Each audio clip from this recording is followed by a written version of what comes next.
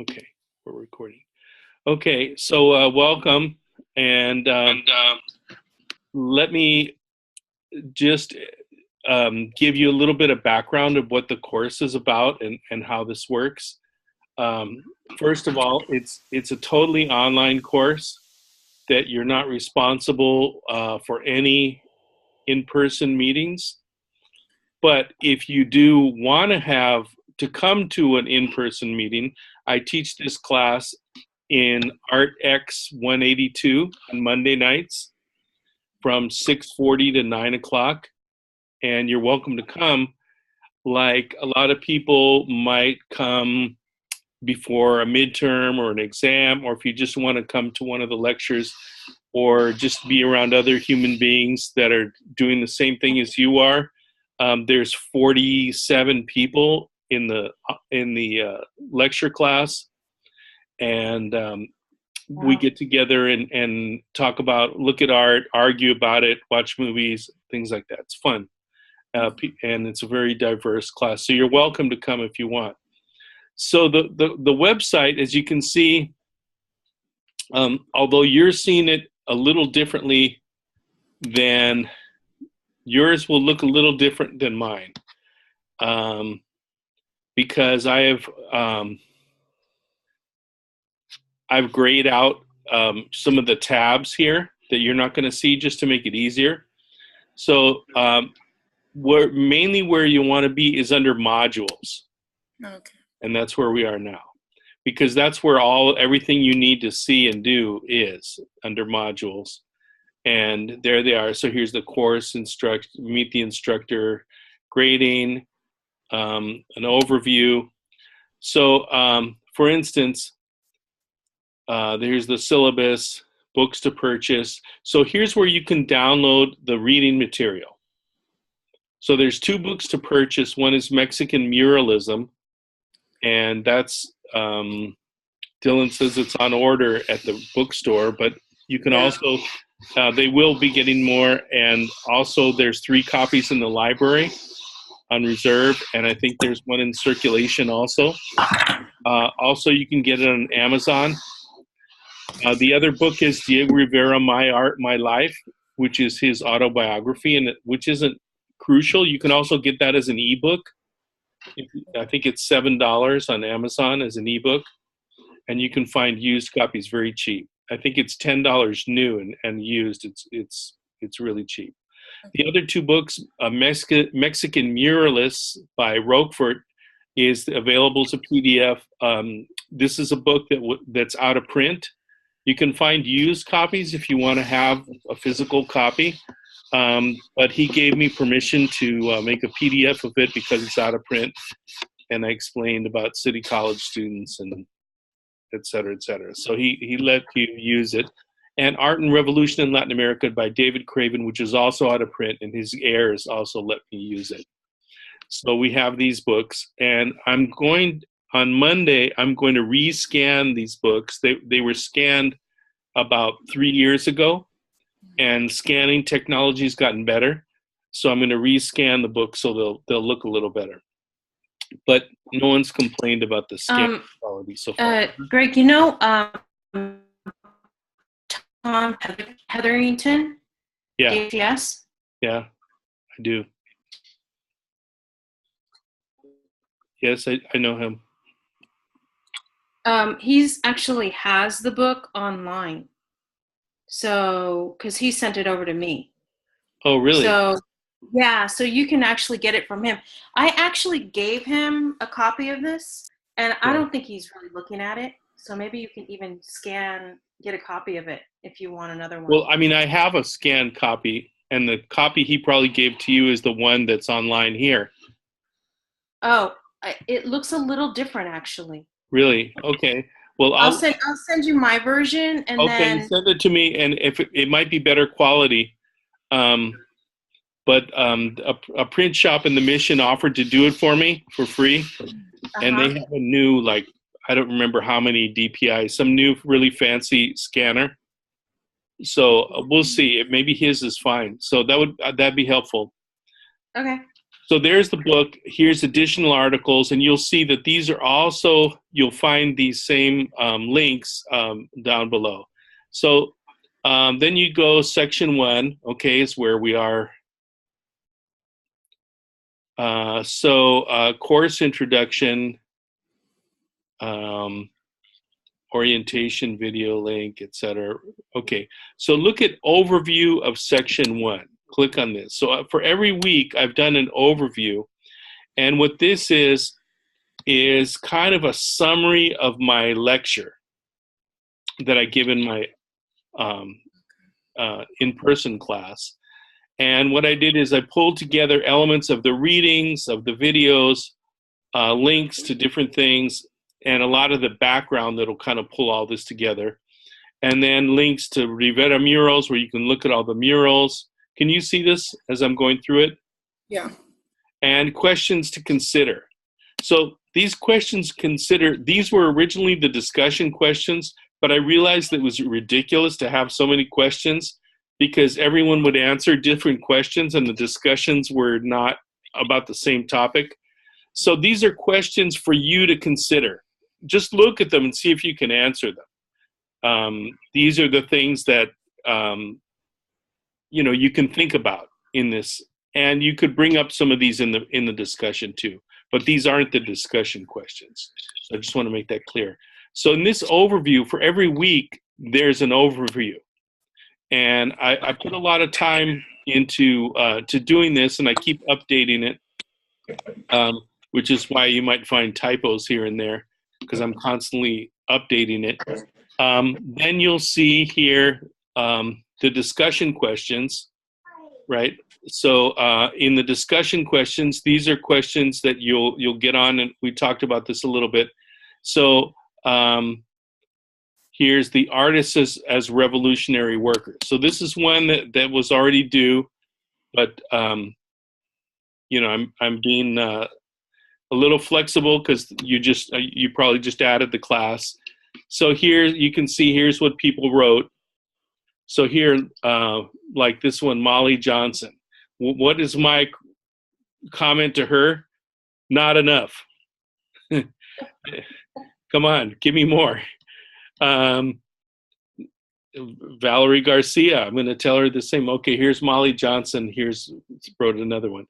Yeah, but there might be some quality stuff in there. Yeah, so there's, people put a lot of thought into this. If you look, there's a lot of thought. People get very passionate, and there's back and forth. Here's Molly Johnson again. So she got the idea and she wrote more. So she revindicated herself. Mm-hmm. And here's a very well written response. I wholeheartedly agree with you. Now that's great. I applaud her effort, but that would be zero credit because you need to do more, right? And she probably did further on. So what I'll do is you'll get notes from me. I'll comment on your discussion posts. Usually it's going to be practically perfect in every way, well done, good commentary. Or if I feel like you're on the wrong track, I'll tell you. I think you should look at this and this is good, but you've left out blah blah blah. So that's how that works, the discussions. And this is already moving along. So let's take a look at the assignments. So the first assignment is about the Communist Manifesto. And this always freaks out students at first because communist is seen as kind of a dirty word, like, and people are like, oh, people don't even know what that really is, what communism is, until they read the Communist Manifesto, and they can actually see what Marx was saying. And here, if you want looking for where it is, well, here it is. Here's a link to it. So the idea of this assignment is to read a little bit of the Communist Manifesto. You don't have to read very much. It's pretty clear from the very beginning. And here it is. And if you don't understand it, there's a million websites that explain this, including one that I'm going to post for next week called Marx for Beginners. written by a Mexican um, comic book artist named Rios, who just passed away last week, who wrote Marx for Beginners. And what I found is that the Marx for Beginners might be a little bit confusing because it's written from a Mexican perspective. And people in Mexico already, most people have some idea about this, so it's kind of not really for beginners. So anyway, if you look at this, the history of all hitherto existing society is the history of class struggles. Now, do you see anything related to that in any of Rivera's murals? Almost all of these murals are about class struggles, right? Freeman and slave. So as you go on, you're going to find many, many, many references here that you'll see in the murals. What Marx is doing here is he's looking at the way that his analysis of capitalism, seeing that how over time, he starts at the beginning, looking at hunter-gatherers, how hunter-gatherers are displaced by sedentary agriculture. As people are able to farm in one place and gather surplus, later they're able to gain wealth and to hire other people or to force other people to do the agricultural work so they don't have to do it themselves. That leads to massive slave societies. That leads to the feudal societies, right? The feudal lords who are living off the work of other people, fighting huge wars and conquering territory, etc. Later, the mercantilist society, where trade goes beyond across the oceans, the transatlantic trade, up to the beginning of capitalism with the beginning of industry, where he sees society being divided into two classes: the bourgeoisie, who are the owners, and the proletariat, who are the workers. Now, later in Das Kapital and some of his other works, he goes into more detail and he defines other smaller subgroups. For instance, if you divide into two groups, the bourgeoisie and the proletariat, where does the assistant manager of Burger King fall? Would that person be a proletariat or a bourgeoisie? Well, they're earning proletariat money for sure, but whose interests are they defending, right? So then he defines the petty bourgeoisie, and then the proletariat. Well, there's people that try to live without working, like thieves and drug dealers, etc. And these were the lumpen proletariat. So he kind of defines these, but mainly he's talking about these two large classes, right? So by breaking down society in this way, he's seeing that the process of capitalism is inherently exploitative, that people are living off the work of others, and the whole concept of profit he sees is an unfair is exploitation. So in Spanish, this is called plusvalía, or extra value. So anyway, so by breaking it down in this way, we can see then Rivera in his work and other of the Mexican muralists take many of these ideas and try to use this as a way of explaining the why of inequality in Mexico. He begins to protagonize and make the themes or the heroes of his work working people, and show the dignity of working people, the dignity of manual labor, the productive process. And also, he's very interested in technology and the emergence of technology. And one of Marx was not really criticizing capitalism. If you read his work, he was not attacking capitalism. He was just kind of showing how it is. And Marx was really the first one to study capitalism in a very scientific way of breaking down how it works. No economist had really done this in any detail before this. And so Marx is even studied in capitalist economy classes because he did the work to break it down of how the system works, how it functions.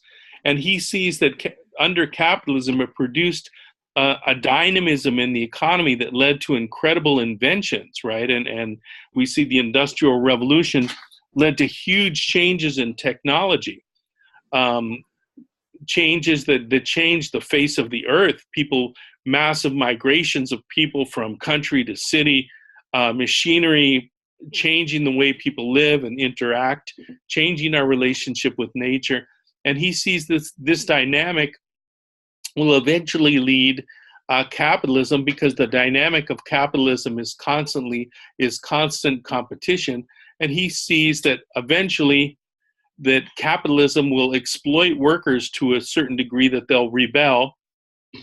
And the socialist revolution, as happened in Russia, will lead to an uprising that'll overthrow the capitalist system, and that the means of production, the technology, will fall in the hands of the people. And that in this new system that he sees, this technology, instead of being used for profit, will be used to benefit humanity. So much of Rivera's work glorifying technology is kind of looking forward to this day. Well, what will happen when these amazing machines, instead of being used for profit, will be used to benefit humanity? So this is part of his view, and why he's kind of glorifying technology in this way, because he's seen that this is a creative effort of these people, the dynamic of capitalism giving birth to this creative burst of mechanical energy, right? So those of you that are here, that are in San Francisco, you should visit the Pan American Unity mural at City College. This is where we had our orientation, in front of the mural, the mural is about this topic. And there's a link there, riveramural.org, to this mural, and you can see it in detail. And it's about technology. And what's interesting about this mural is it was originally painted, destined to be put in the City College library. He painted this to be placed in the City College library. And when World War II broke out, they never built the library. He painted the mural on Treasure Island at the Golden Gate Exposition on panels, and it was going to be transferred, when the library was built, into the reading room that would be facing out towards Ocean Avenue, with a glass wall and lit up at night. You can imagine that on top of a hill, that you'd be able to see it from half the city. But World War II happened, and they never built the library until much later. And when they built the library, the Board of Trustees of City College decided, well, this was the middle of the Cold War. We don't want a communist mural in our college. So it was put into storage. And later, when they built the Diego Rivera Theater, or the City College Theater, Timothy Pfluger, who was the architect who designed the library, and who was a friend who commissioned this mural for Diego Rivera, his son, Milton Pfluger, had the mural put in the theater, and that's where it is today. So anyway, this mural is going to be a big topic of conversation in our class, because, one, it was meant for you, that here is Rivera created this mural that's destined for you, City College students, right? He's sending a message to you to this day, and to kind of decipher what that is. And we'll be talking about it again, and in my class, we're going to be going to visit. Okay, Yemi? Hold on, I have to get my chat open here. All right, you raised your hand? Who? Yami? I don't see her there, but can you type it?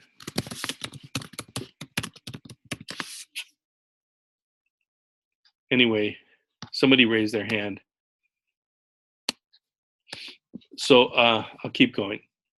So The idea of this assignment and all of the assignments is to look in the readings, to look at the murals, to look at the art, to try to analyze what's going on. And as much as you can, to use the words of the muralists themselves because Rivera in his book, My Art, My Life, he talks about what he did and why, when what was going on at the time. So there is some context. And you can also see in the Art and Revolution and the Mexican mural and all the books, they're citing his words. He was frequently interviewed. The class visits, you can visit anytime.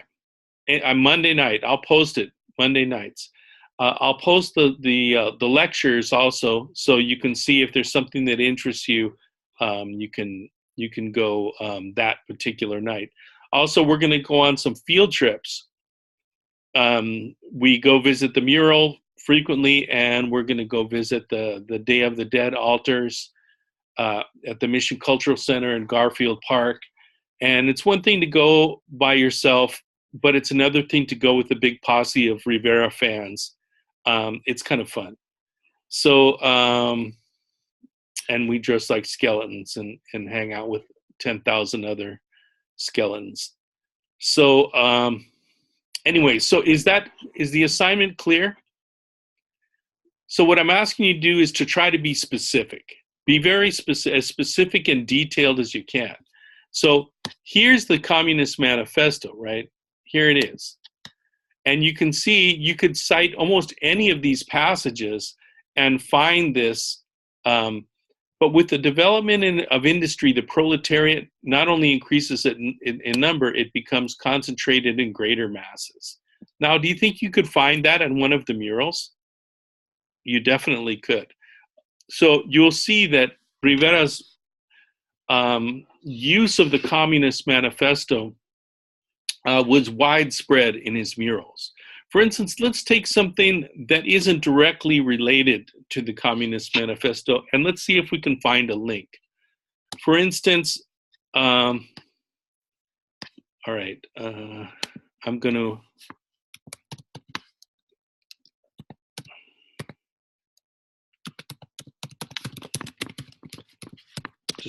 I don't have it on my site. I'm just going to search it on Google. I'm looking for the painting of the woman carrying the calla lilies. And there it is.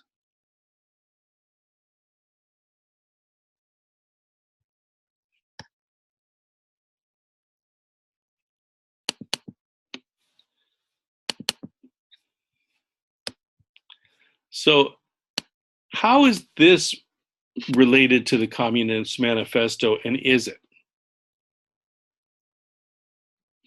What do we see here in this mural? How would we think about this mural? Let me get rid of that.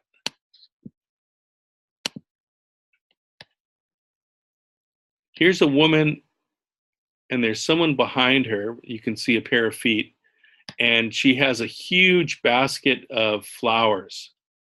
What's this about? How would we analyze this mural? Is there any Marxist ideology behind this? Other than I think the Marxist says something towards the effect of everybody can be who they want to be, however, and I guess do the type of work that you want to do, but I don't know if that's necessarily the case here. Well, let's think about it. So part of this is that by dividing the world into classes and saying, well, artists, one of the things that they did is they said artists are workers. Artists are cultural workers. And part of their work is to create art that will link to the struggles and to the everyday lives and celebrate the everyday lives of working people. So what do we see in this painting? That's a lot of flowers, right? Why is she hauling that many flowers? What's she going to do with those flowers? I'm sorry? She's going to sell it. She's going to sell it. So that's her job. And is that a lot of flowers to carry on your back? Flowers aren't heavy, but that's looks like a lot of flowers, right? So it's showing the strength, right? That she's strong now. Why would there be such a market for flowers? Why flowers and why calla lilies? No, for the burgueses, so they can put it on their tables. Well, actually, I think that's where you're mistaken. That one of the things that we see in the Aztec city of Tenochtitlan, one of the areas of Tenochtitlan that still exists today, the last remaining area of the Aztec capital of the floating islands is called Xochimilco in the south of Mexico City, and they grow flowers, these flowers, because they had a huge spiritual significance. But in 1517, Tenochtitlan was the largest urban center in the world, probably 250,000 people there.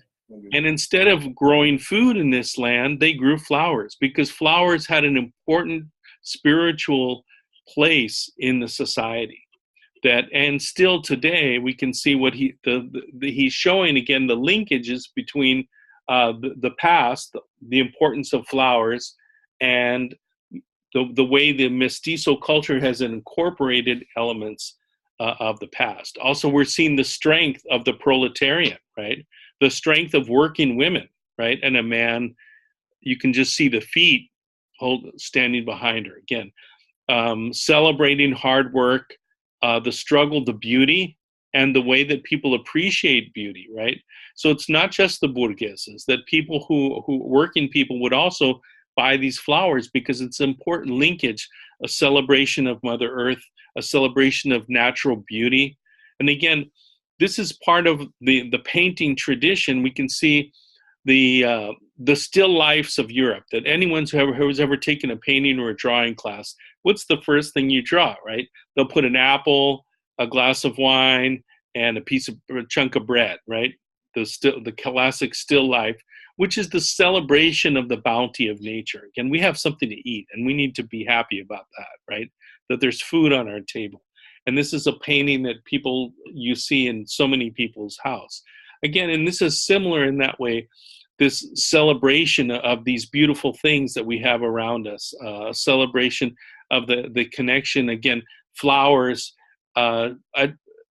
really touch us on many of our senses, right? They touch our sense of our visual sense. They have a smell. They have a connection to the earth. They make us kind of reflect on our connection to the forces of nature.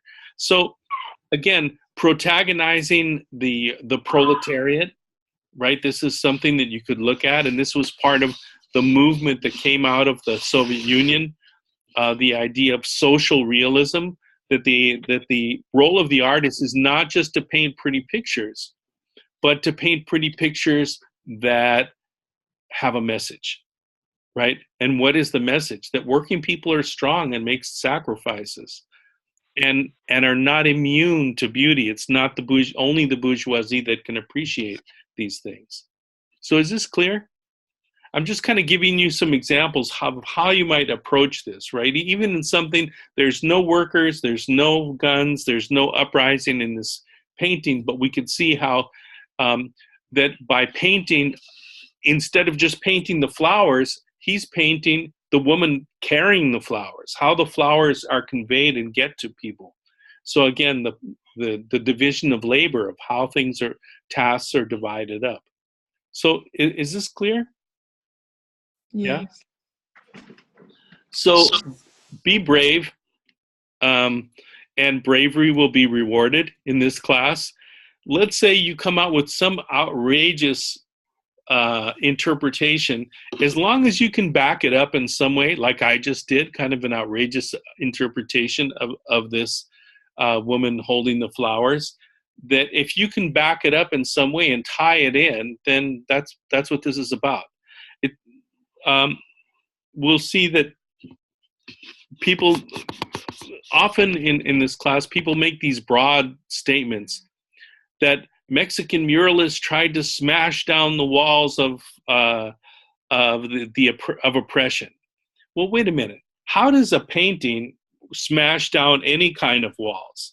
What does a painting do? How does a painting have any impact at all? So you always have to take that into consideration, right? What does a painting do? It might help somebody change their mind, or maybe visualize other outcomes, or maybe see themselves in a different light, in a more positive light. Um, who is usually in that frame? A wealthy person would have their portrait, or a wealthy patron who would buy a painting would want someone who kind of looks like themselves. Now, who would buy this painting? Well, people that are kind of looking and appreciating, again, the hard work that people do. So is this clear? Okay, so let me move back. So so you put it in here, the assignment, you upload it, and then I will grade it. And here's what the grading. You can go to grades, and then you can see your own grades there. This is what I see.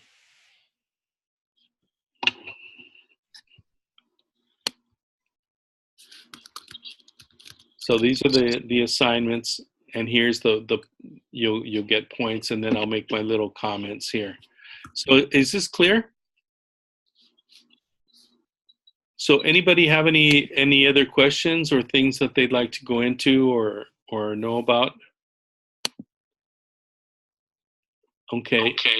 So I just wanted to introduce myself, because those of you that missed the introduction, the orientation, kind of didn't hear my explanation of why I'm teaching this class and who I am and how you can use me as a resource. I put my bio in here somewhere, but I'll just give you a short version of it. I grew up here in San Francisco, and my mother is a Latina poet, Nina Serrano, who's an activist still to this day. She's 83 and still active as a cultural activist in the Mission, founder of the Mission Cultural Center, and very active in poetry and theater. And my father was a filmmaker, a documentary filmmaker who made many films, including some that you're going to see in this class.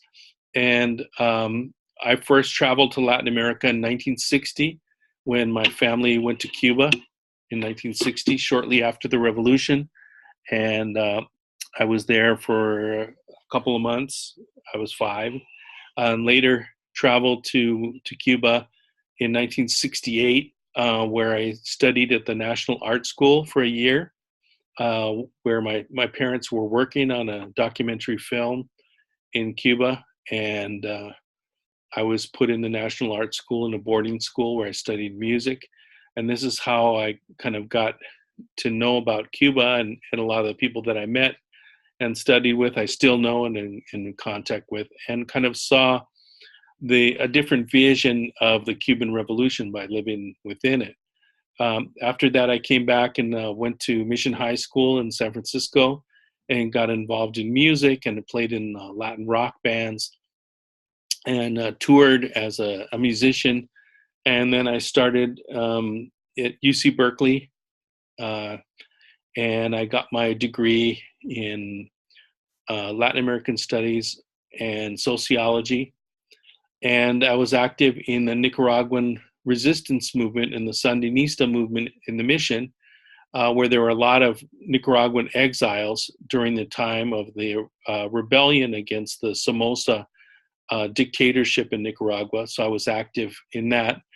And in 1979, when the Sandinistas marched into Managua victorious, having been able to overthrow the dictator, I received an invitation to go work in the newly founded Ministry of Culture of Nicaragua with Ernesto Cardenal, a liberation theology priest and poet who you're going to be hearing all about later on in the class, who is very influential in this movement. And I worked there, lived there for almost 10 years.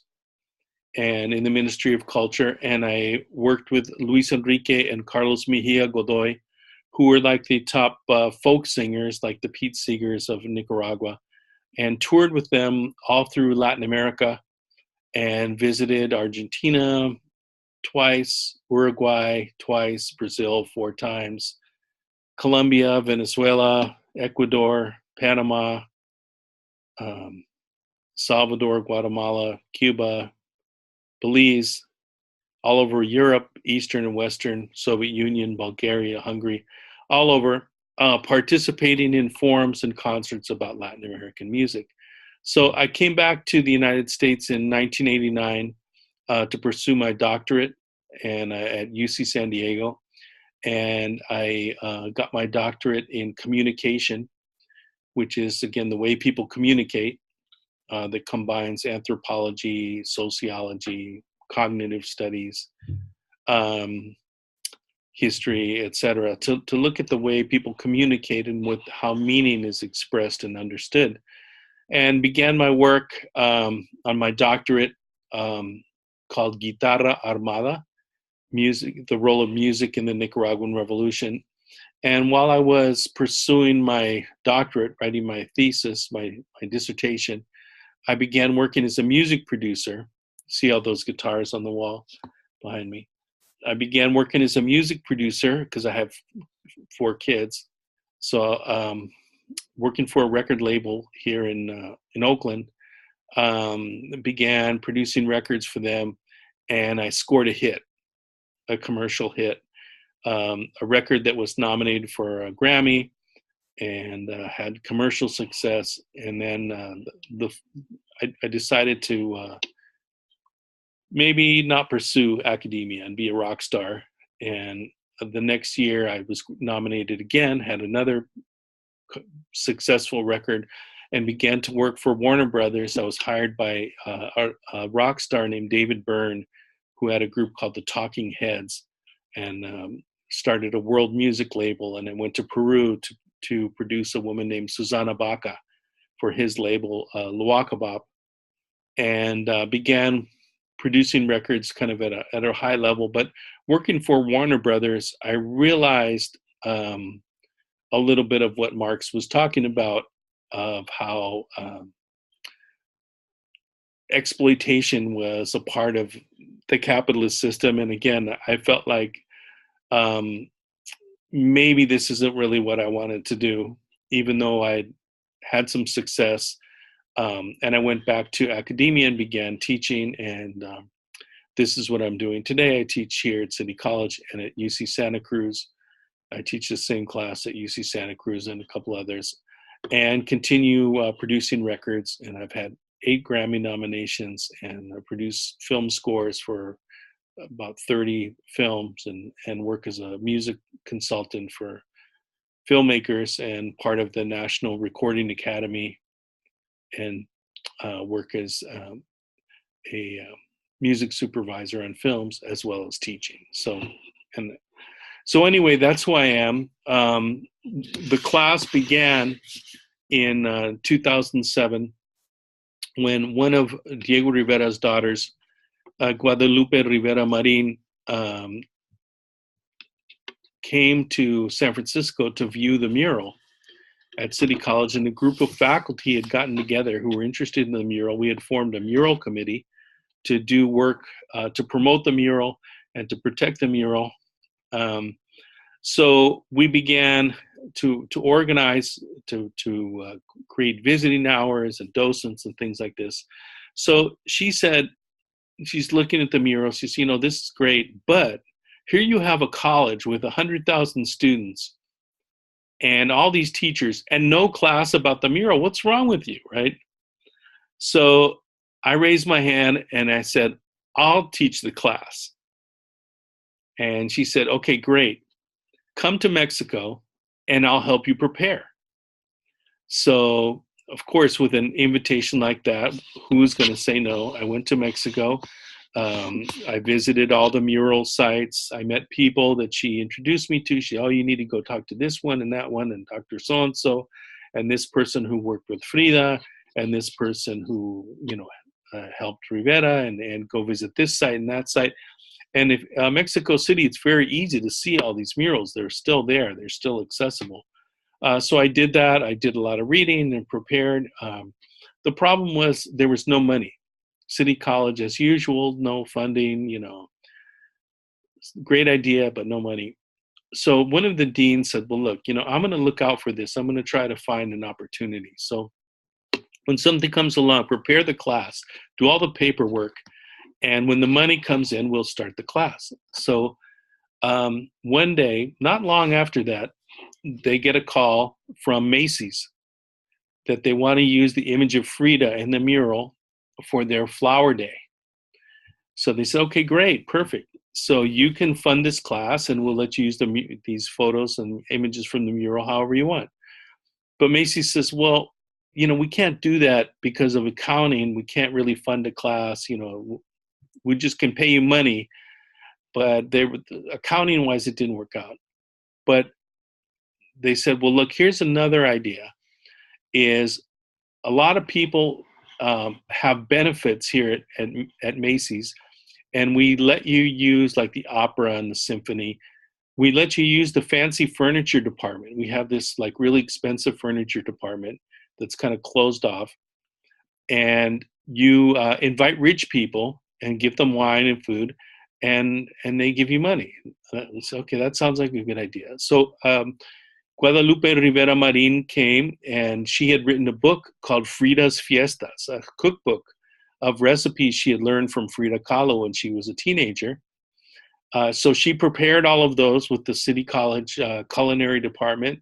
They prepared all the things in the cookbook. We got donations of wine. We invited rich people. They sat on the fancy furniture, ate and drank, and here you are. They funded the class. So it was a class kind of born out of struggle, and the first students in this class were activists. The first wave of students were graffiti artists and kind of these, dreadlock, backpack carrying, spray can, artists. And it was a very contentious class. And again, so we tried to make the material engaging and a way of looking at art as a form of political and social expression. So we're not kind of reflecting on the colors and the shadows and the interaction between negative space. And we're looking at what did it mean in context? So this is what we're doing. So we're going to be looking at Mexican art. We're going to be looking at the Cuban Revolution and the art that came out of the revolution, the impact of the revolution on art and art on the revolution. We're going to look at Nicaragua, the primitivist painting movement, the poetry movement. We're going to look at music. We're going to look at the Zapatista rebellion in Mexico in 1994, and a little bit of Latino artists in the United States, very, very briefly, because we probably don't have much time for that. But a new book was just published called In the Heart of the Mission that talks about the cultural movement that emerged here. My mother plays a big part in the book. So I'm trying to get rights from the author to assign one more chapter, and we'll include that. But if not, we will talk about it. So anybody have any questions? Okay, well, I appreciate your attendance, and I appreciate you taking this class, and I'm always humbled at the amazing work that I get from City College students. And when you look at the discussions, you're going to see the high-level discussion that you get. Okay, so what if you're not a fantastic writer? I don't really understand that question. So what if you feel just a little bit uncomfortable in writing and expressing yourself? I don't know how to answer that, because on an online class, kind of interpretive dance doesn't really work. I could say, make a puppet show, or I don't know what other thing you could do. So yeah, no, I'll give it a shot and see how far I get. Yeah, do your best. That's all I can ask. And what I do ask, since most of the assignments are short, is just put a little effort into editing it. Yeah. And that's how it gets better. So what I tell students, I have a lot of students in my lecture class that are ESL students that barely speak English, and what I ask them to do is to read it out loud, and that's where you'll hear your mistakes, because sometimes you kind of you write yourself into a corner, but you're used to speaking. So like when I wrote my dissertation, what I did is I had a little tape recorder, and while I was driving around or walking around, I'd just be talking, and I just say, blah blah blah blah blah blah blah blah blah, and I could express it really well orally, and then I'd type it. But when I'd sit down to type, I'd immediately get into these crazy, theoretical corners I'd paint myself into. But I found when I could just say it and then transcribe it, that it was easy. Good idea. So sometimes reading it out loud, you'll find your own mistakes, and you'll be able to edit your own material. And all I can say is do your best, do what you can, and we'll work it out. So I'm looking at you making an effort. So yeah, MLA, and I think that's on there. And the 2-page essays, I'm not asking you to cite your sources, because I'm assuming that you're using the sources from the course materials, and I'm kind of asking you to do that. Now, where do the answers lie? The answers are in the books. The Art and Revolution book is specifically about how Mexican muralists used elements of the Communist Manifesto in their work. That's what the book is about. The Mexican Muralists book also makes reference to it, and so does the other book. And Rivera, in his own book, also talks about it. So it's not like the answers are not there. The second assignment is to analyze the narrative of the murals again, and these are all clearly written about all over the place. So, and we'll have these sessions frequently. Before major assignments, we'll have a little get together and we'll talk about the assignment and a little check-in. Okay? And let's say you're all freaked out and you don't know what to do. Well, we can have a conference just one-on-one like this. There's a Confer Now tab on the site, and you can just set up a conference with me. So is that clear? So the one rule, don't stress out. We'll get through it. We'll figure it out. I want you to succeed in the class. I want you to do well, and I'm going to do everything I can to support you. Okay? And that's all I can ask is do what you can. Do your best, whatever you can do. And I think all the resources are here. Anybody else have anything to comment, questions, etc.? No? Okay, so why don't you sign out by just saying goodbye, and I'll be seeing you before the next assignment. Is this a good time for people? Okay, I notice you're, yes? Oh yeah, it's good. Is One more 9 thing, o'clock too late? No, it's fine. Okay, Not good. For too me. late. Okay, and I'll post. I just have to be on mute. My daughter. I'm sorry? I just have to be on mute most of the time because I That's have my fine. daughter. That's fine. Yeah, so you can just turn on your mic when you're going to say something, Yeah, that's what I'm doing. or you can type it in here in the little Okay. box. Either way. Okay, hey. Hi. Yeah, I kind of love the video conference because a lot of times people have their kids or their cat. A lot of times I'll be looking at a picture of a cat in the camera. Hi.